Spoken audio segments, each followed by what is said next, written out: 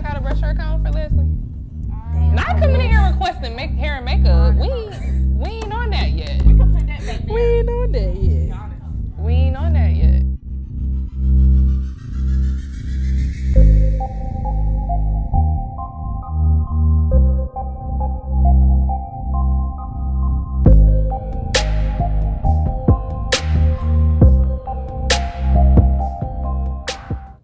Hello, everybody, and welcome to today's Sister to Sister. And I am hosting Bria Battle. I'm Christina Jones. I'm a senior. Jasmine Barrett, senior as well. Kiana, mass communications major, senior. Alrighty. So we're just gonna get right into the topics today. First thing we want to talk about is breakups, and I know this is something that we've all might have experienced, and I just want you all to just give your piece about, you know, how it feels to go through a breakup. I've had a few share, my fair share of boo daddies. Came into my life, mixed some stuff up. But over the years, I've learned that I can't depend on another person to validate myself, And that's been my struggle in the past. I've always been depending on my significant other to validate me, when in the end, I need to validate myself. So true, so true. Yeah, I think with that, there are a lot of people that say that, you have to love yourself before you can love anybody else, but that hasn't really been, proven. You have a lot of love that you can give. Sometimes you don't, you don't agree? I disagree. You disagree? But I'm gonna let you finish, but I disagree. Okay. Well, saying if you have a lot of love that you feel like you can give somebody, that you feel like yourself, you can't exactly put all of that into, I feel like you can love another person while still trying to work on yourself. If you are, I don't want to say damaged, but if you're not your whole self, then you can still give in a healthy relationship. And I disagree. I feel like you need to be in love with yourself so that if y'all do break up, if y'all do go y'all separate ways, like Chris was saying, you don't feel like, oh, okay, without him, I'm not validated. Yeah, you know that's what true. I'm saying? Yeah. I feel like I can't pour into you if I'm half empty. You know what I'm saying? Or I can't pour into you if that's my perspective that I'm half empty. Yeah. If I feel like I'm half full, then okay, I can give you half of me and still be me, but your perspective has to be right, your mindset has to be right. It's a lot of things that goes into being in a relationship, and I feel like part of that is being right within. You can't add to anything and it flourish and you not together. Yes, but people are so afraid of the label of girlfriend and boyfriend, but they want to do girlfriend and boyfriend things. Yeah. So if I am intimate with you, if I am coming to UPA all the way from Reading, all the way from after hours, then we are hanging out, we're going to the movies, we're exchanging each other's times, we're being in each other's company, we're doing girlfriend and boyfriend things. I feel like I don't know. If you're afraid of that label, then it's not really a breakup, but the ties are still I don't there, think it's being afraid of the label. I think it's just you're not ready for it. But I think what happens is people end up doing too much of that, what you're talking about, without that label. Because you got to eventually do that in order to get to know somebody, in order to know, okay, this is going to work. I see us going somewhere. But the problem is people get too invested. Complacent. And get to doing all of that, OD in a way, doing it too much, to the boyfriend and girlfriend level. But you're going to end up doing that. I don't think you're afraid of the label. Do you have to have the title once you start doing that? Once you get into the groove of, okay, I'm making regular visits from Reading to UPA, this is a thing, right? This is a thing. Do you have to say, all right, let's pause right here. Can you give me a title so that I can keep on comfortably? Or can you just go ahead and keep going, knowing and be confident that that's what it is? See, I feel like that's where you got to communicate in the very beginning, what the two of you want out of the situation. Because when you kind of just start messing with someone and you kind of just letting it go with the wind and taking it day by day, and neither of you know what the other person clearly wants, it just causes for a big mess in the end. And I've been dealing with those situationships where they weren't validated with the label, and nowadays it's just I need to know that both of us are on the same page and that I'm not feeling some type of way towards you and you're not feeling some type of way towards me that doesn't connect, you know? Yeah. So I think the label just, it validates it and it makes things clear, you know? We're doing these things, and because we're doing these things, as a result, I'm your girlfriend, you're my boyfriend. Okay. So, I can see that. I can agree with that. Bri, I got a question for you, because you said that, you know, you haven't been in a lot of relationships where it's been bad on your end. What do you mean, bad on your end? Like, you know how people go through those breakups and, like, they're really emotionally distraught, like it has not ruined their lives, but somebody might have broken up with them and it ended bad. Okay. Like, you've been hurt. So you're saying that in your relationships where you've had to break up with your significant other, you haven't been hurt like that? Okay. That must be nice. Know how to take care of your emotions now. A lot of people don't know how to do that. You just got to know how to. I am one of those people. Truly take care of. And it's not a bad thing if you don't. I mean, some people are very emotionally invested. Some people are not. And I'm trying to learn how to be better at being emotionally invested. Okay. So you're not an emotional investor? Not too much, no. No. Okay. I think I definitely call myself an emotionally invested person because it's almost like I feel like I'm trying to give the person my all, and so if I want it to work, then I'm trying to fix things all the time, and I'm trying to make sure that you're good. So if it doesn't work out, I don't want to say it's the end of the world, but like it's really like upsetting because you really want things to work out in your favor when it comes to a relationship. That's why crying is healthy. Yes. It really is healthy. But speaking of things healthy, how do you guys feel about domestic violence? And I personally, I've never experienced this myself, and I wouldn't know what to do, honestly, if I ever had. So I had an issue with an ex-boyfriend. He was very abusive emotionally and physically. And I hate when people say, you know, if I were in that situation, I would leave. Or if I were in that situation, I wouldn't go back to him. Because when you have all these emotional ties to this person, plus sex and everything else, you become dependent on him. And it's hard to separate that, you know? And then plus the psychological aspect of it. This person is literally breaking you down to nothing. And it came to a point where I was dependent on him and his reassurance that I was worth something. So domestic violence is an issue that it's crazy, but everybody deals with it, and it's in their own particular way. And it doesn't have to be just the physical, oh, I'm beating you up. Yeah. It can be emotional, it can be psychological as well. I've never faced the physical, but I have dealt with verbal.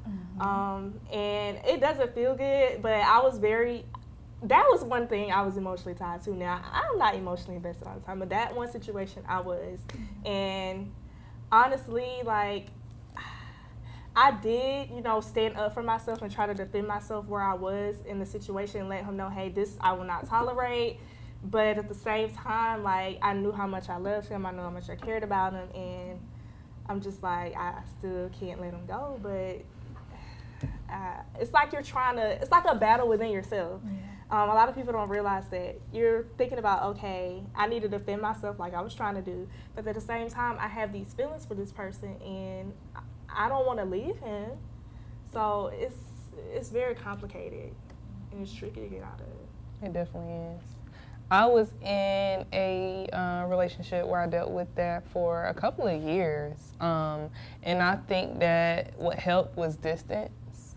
Once I moved away, it was actually when I started college. So once I left for college, I got to realize this don't make sense. You know what I'm saying? It doesn't make sense to try to hold on to something that's so damaging. It doesn't feel good, even though we're saying that it feels good. We're saying I love you, but it don't feel like love. So it took me a while to realize it. Actually, like I said, we was in a relationship for years. So yeah, but I think it helps. It helps to go through something like that because now you can relate to the people that maybe have a little bit more severity in their domestic situations.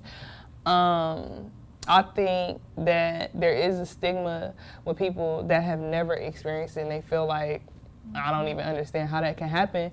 Yeah. But like you're saying, when you actually have intercourse with somebody else, you start to have these connections that people may not see, they may not understand. And it makes it a lot difficult. It makes what they're saying a lot more believable. It holds a lot more weight. It's crazy. But yeah. What about you, Jasmine? Yeah, I have, now that I'm thinking about it, been in a situation similar where, of course, well, it wasn't physical, but I wasn't even sure that it was a domestic violent relationship, because I was happy and comfortable with the person, except they knew how comfortable I was with them. So they kind of took that, ran with it, manipulated me into, you know, thinking that no matter what, we were always going to be together. But I can say whatever I want to you. I can, you know, handle situations however I want. I can hurt your feelings whenever I want to. And I wasn't sure that that was what was going on. I wasn't exactly sure that it was toxic, because at the end of the day we were good. You know, it was I'm sorry, or I'm about to come over, I got a rose for you. You know, it's really toxic because you're not really sure what's going on. That makeup was unbelievable. Like getting a surprise. I'm coming into the school, I have this, I got you a car. And then magically everything was okay. 30 minutes later, it's something else. Like now I'm getting cussed out. It was crazy. That manipulation, oh my gosh. Even like, I'm in a healthy relationship now, I'm in a very happy relationship now, right? And I still have those situations where I'll just recount like something like, wow, I really was getting manipulated, like handled really crazily. It's crazy. I got a question. Let's go. Because we listened to, I read an article, I think it was in maybe BuzzFeed, that was talking about hip hop and how they feel about, you know, artists that are involved in these domestic violence situations. For example, Nas, he has his long running with Khalees. We got Fabulous and Emily and like Chris Brown and, you know. So I want to say, with them being in the public eye and with us putting them on the platform that they are on, is it a different thing because we've experienced it? Is it the same? Do we resonate with Emily? Do we still listen to Fabulous? Like, what do we stand with that? Honestly, I don't feel like it changes because they're celebrities. It still is what it is. It's domestic violence. Just like the regular person is center today. It might not be a famous guy that's out here putting his hands on a woman or talking to her any kind of way or showing any verbal abuse, but they're still human beings, so they're still in the wrong, just like a regular human being is, and being of a celebrity status does not matter. Me personally, I might not condone that person's actions at all, but I'm not going to be like, oh, I hate this person, oh, none of that. Like, none of that. I don't hate Fabulous for what happened to Emily. I sort of listen to his music in the past. If he does come on anything that I might like, I'm not going to say I'm going to stop listening to it. I still feel like he's wrong, but am I going to treat them like with any disrespect? No. But I do not condone their actions at all, celebrity or not. Well, I'm gonna put my little 2 cents in it. So my issue with the media and domestic violence cases and celebrities, I don't know the accuracy or the validity of that media source. I don't know the type of narrative. I don't know what they're trying to portray. I don't know what they're trying to do. Basically, I'm trying to say I don't know their motives, you know? And a lot of people look at domestic violent cases, especially in the media, and they only see the side of this man hit this woman, but they don't validate the same when it comes to this woman hit this man, you know, and that's an issue because domestic violence happens to everybody, no matter your gender, no matter your color, and I feel like we place higher standard on man hit woman, and we lower the standard, or we just brush it off for woman hits man, and that's something I'm not cool with. Let's come back next episode, guys. Join us and we will talk about Cardi B and Nicki Minaj. But this has been episode 1 of Sister to Sister. What's good? All right, so guys, we just got finished talking about domestic violence, domestic abuse, toxic relationships, and we were just about to dive into Nicki Minaj and Cardi B. Ladies, what say you? I am for Cardi B here, all right? And it's not because I'm not really a fan of Nicki Minaj anymore. It's just the fact that I used to be a big fan of Nicki Minaj. Honestly, I had, Pink Friday. I had the whole album, y'all. I was really into, Nicki Minaj 14, 15, yeah, you're right. But back. Now it's just, and because a lot of her music is she's jumping on features, which is nothing wrong with that, but I'm not as much as a fan anymore. And honestly, what Cardi is trying to express is that it's truth. And it's not that she's trying to talk bad about Nicki Minaj. She even said in her rants, because I sat and I watched every single rant that Cardi B put up, that she tried to talk it out like a grown woman. She does not mind if Nicki Minaj wants to talk it out. Cardi B said, "You got my number," because she leaked it. I mean, obviously. So I'm for Cardi B because she wouldn't have had to take it to social media if this had been handled before. And if Nicki wasn't acting the way she has been, I just don't like how she's been acting over these past couple of months at all. I just think it's childish, to be honest with you. I didn't really keep up on it. As Black female rappers, you're already getting this what is it, slack cutback. You're getting it from everybody. You're getting it from the males. You're getting it from the white people. Yep. So you're constantly trying to prove yourself, and then it's just like, hey, I'm going to start a fight with you. Why is that? What's the purpose? Because she feels threatened. Yeah. But the thing is, there's different ways to handle certain situations, and it's like, I think both of them are just immature. Both of them? Both.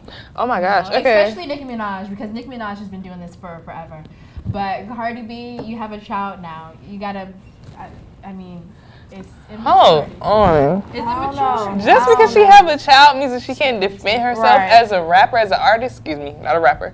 But all right, cool. So I want to talk to y'all about Nicki Minaj and Cardi B. I want to hear how y'all feel about this beef, about this feud, about this hip hop. I mean, what's going on? Let's just say, I want to hear what she got to say. Yeah. Okay, so I feel like it's kind of like the Biggie and Tupac, the Jay-Z and the Nas and all that for our generation. But what I loved about the men was that even though they had like beef, they were still able to like coexist within their own lanes. If Nicki can stop being a mean girl and learn how to share, because like Cardi and many other girls who grew up watching and listening to her, like someone is bound to like come up with the same talent that you have. And if that's not happening, then you're not good at your craft. Okay. Y'all. Speak on it. Just learn to share. There's room for everybody. Thank you. Okay. I do definitely agree with that one. I also think not really following any of their beef anymore because it's been going on for years at this point. Like about 2 years they've been going at each other's throats for quite a while, and I think unless you're a fan and on a side, like I don't really think that us, the public, really cares too much anymore. Like, I think it's childish, and I think the only reason why it's still relevant is because the fans hype it up, or they make certain situations that are just minuscule, just like and they hype them up to be such huge things. So I'm over it. I want them to make some music together. I want to see some twerking. I want to see some videos. I want to see something nice.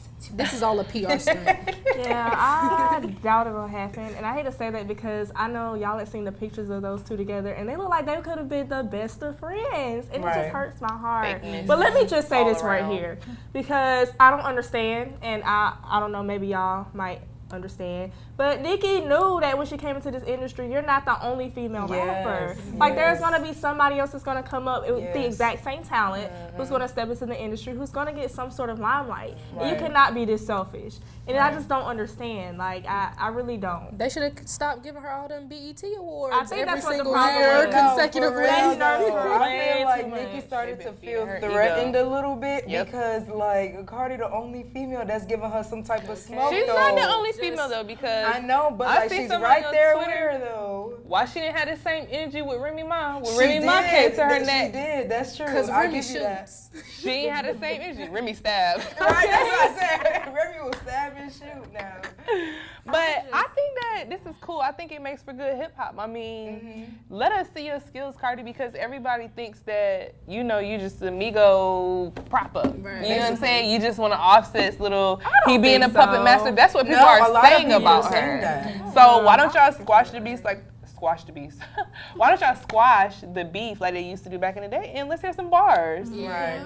Let's hear some songs back and forth. Come to my neck. Let me come at yours. Let me show you why I'm the queen or whatever. Right. But I mean, like y'all saying, Nicki Minaj need to make room. I mean, she didn't pay homage anyways. Yeah. She did not pay homage the way that she should have, and that's partially where this ego is coming from. I think she got a little Kanye West ego in her. But Low-key. yeah, like you're not the only one Yeah. that's a female Yeah, rapper. You're not the first definitely. one. You're not the And last you won't one. be the last. Like, Let's get that clear. You won't be the last. What, Christina? I would just throw it out there, put it on the table, let it marinate. Okay, like neck bone juice. Like neck bone juice. Lyrically, Nicki Minaj is all that and 2 bags of chips. Lyrically. Wait, hold on. Now, as a is. New Yorker, like a hip hop fan that grew up Old with, okay, Nicki I got it. is- Old Nicki. Nicki. I have Yeah, to give it she to is her. really Old And Nicki. to this day, She's like good. to this day, she still writes her own raps. But at the same time, you have to pay attention to what moves the crowd. Thank you. Now, and Cardi, what She's she's lost. good at is getting on the track and making it hot and making money off of it. You cannot be mad at that. And to be honest, no one really pays attention to the skill anymore. Nope.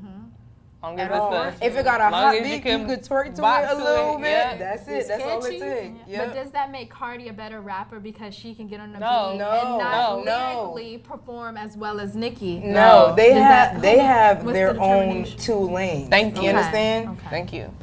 Stay And Nicki in your Minaj lane. think that it's just one lane. Like, sis, everybody wasn't right. being Only 10 talk different all day. personalities on one Yes. track. Everybody Yes. wasn't switching up their voice. Everybody wasn't doing a British accent. So you have that, Nicki Minaj. You have your own lane. And even Cardi said that, like on the Shade Room, like when she did like those little videos, like spilling all the tea, she was just like, you're ruining your own legacy because you have what you have going on. I have what I have going on. So where's the problem in that? Yeah.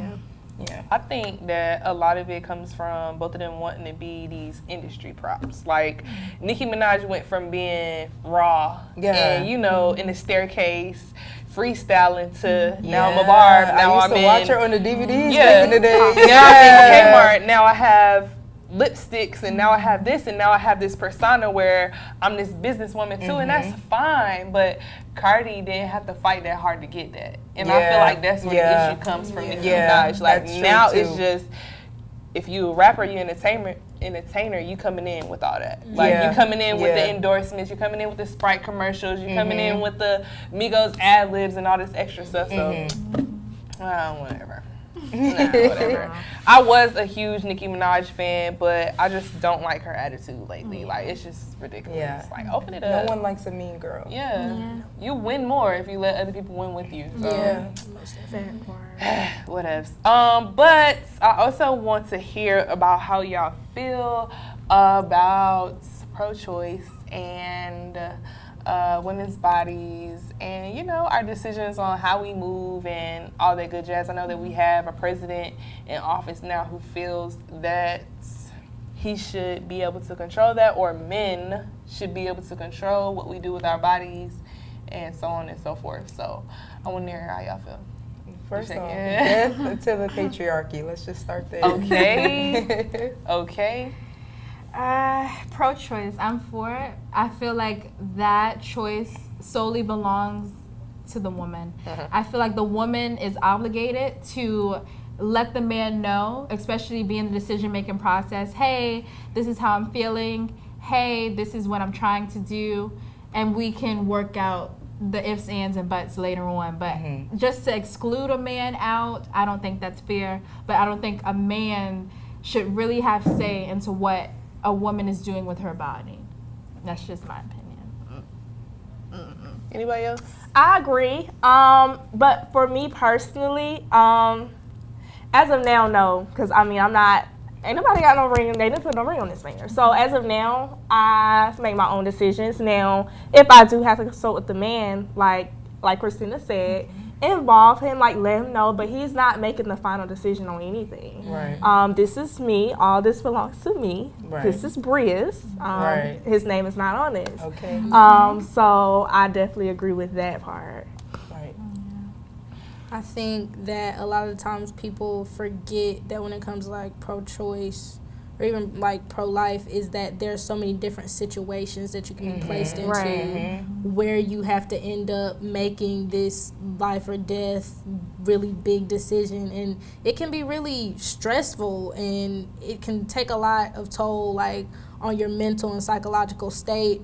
That's why I agree with pro-choice. Like, it's your body. Right. Your body's gonna have to go through all of these changes. You're gonna have to, go to all of these doctor's appointments. You're gonna have to, feel a certain type of way for 9 months. Yes, I do believe, like, say it was just the perfect situation of husband and wife, maybe, where it's like, oh, you get pregnant. Are you guys financially stable? Do you guys want a child right now? Consult with each other. But then it comes down to a situation of maybe somebody got raped. Right, right. Who's to say that that woman does not have the choice of making the decision that's right for her? Right. So I definitely am a pro-choice on that one. Same. So I get that we're all on the same page with the pro-choice thing.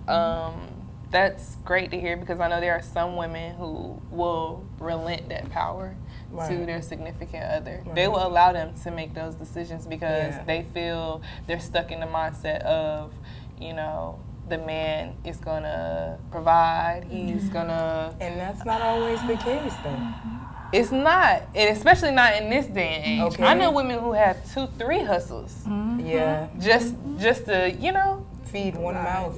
Just to compete in the household, and not compete in the household, but I don't want to be inferior to you to the point where I have to do everything that you say when you say do it, cook and clean. Inferior. It's the Bible says. Oh, now she about to pull out the scripture. Wait, but it does. It does. The man is the head of the household. If you're not the head, then that doesn't mean you're nothing. Okay, inferior doesn't mean nothing though. It doesn't, but you make it sound. It's a loaded word. Yeah, it sounds. It's a very loaded like word. A hot word. Yeah. I didn't make that connotation. I think it depends on the context of how you use that. It can go both ways. I didn't mean to offend anybody. No. But I was just saying that there are some women who still feel like that. So it's great to hear that we are forward-thinking women that believe that our body is our control. I want to talk to y'all about the changes that you go through after you have a kid. I know that we don't... Does anybody have a kid? No. Okay.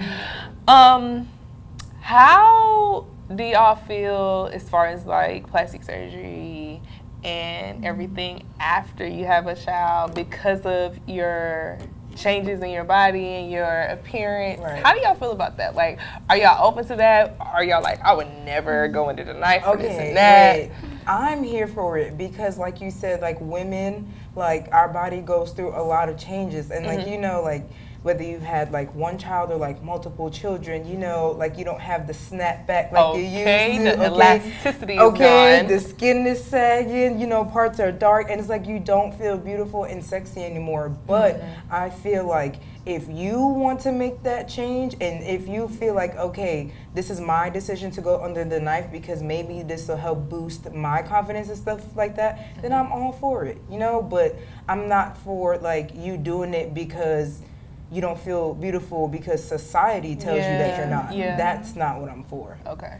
Yeah, that all kind of ties into bodily autonomy and just knowing that we have the right to do with our bodies what we would like. Personally, I don't think that I would try to get plastic surgery afterward. Then again, I don't know how I'm gonna look. Right. But I think it can go either way. I don't want it to be a thing where it's like people are doing it just because they feel like society is making them feel like they're not beautiful, not worthy of any more love, just because you've popped 1, 2, 3 kids out, and 4, now 5. everything ain't the same. It's natural. It's just how you had to go through it. Right. And also in this day and age, I know a lot of people who really look at the Kim Kardashians and the Black Chynas and see how they Black had Chyna a baby. looks terrible. Yeah, I'm sorry. Yeah. She looks like a I pregnant mean- aunt. Like, I just have to throw that out there. Ah! I'm sorry. I mean, but they really look at these people who are really unrealistic in their own Yeah, right. unrealistic But look expectations. at them and they're, hey, she just had a baby and look at her, she's back small 2 days later. And they look at that and that image gets imprinted in their mind, and that's what they think a normal pregnancy and child-giving process is. So if you want to have plastic surgery, do it for you. Do it not for the society. Do it not for the man. Do it for you. Right. Now I know me, I had this all planned out in my head. Now I want like 4 kids. Oh my God. All right, and I want to keep this body because I don't want this to go anywhere, okay? But I don't know how true that is going to be because I know I like to eat, and I'm pretty sure I'm going to pick up some weight and some 4 pregnancies that I want. But I have in my head thought about, I want to have plastic surgery when I get around 40, something like that. I definitely want my boobs done because I'm going to breastfeed. So I don't know how much more they're going to sag. To me, they kind of low enough. So I have thought about getting my boobs done. And honestly, over the past year or so, because I'm all about, natural ways to take care of yourself, I changed my mind.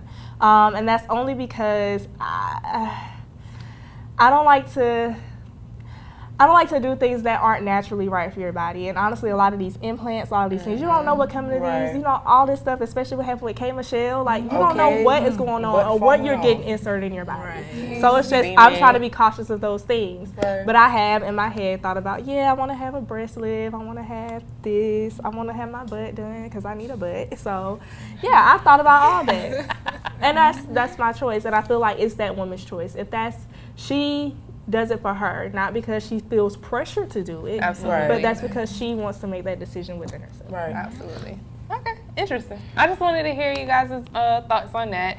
I appreciate you all for sitting down with me. This has been episode uno. Actually, I'm wrong. This is 2, right? Dos. Episode dos of Sister to Sister. And you guys stay tuned. We'll have more topics, more interesting points to talk about, and you'll hear our perspectives. And we will be back. Stay tuned. And that's a wrap. Wrap it up then. Wrap it up then. Wrap it up then. Does it look like I was left all bad and bougie? Take your mics off and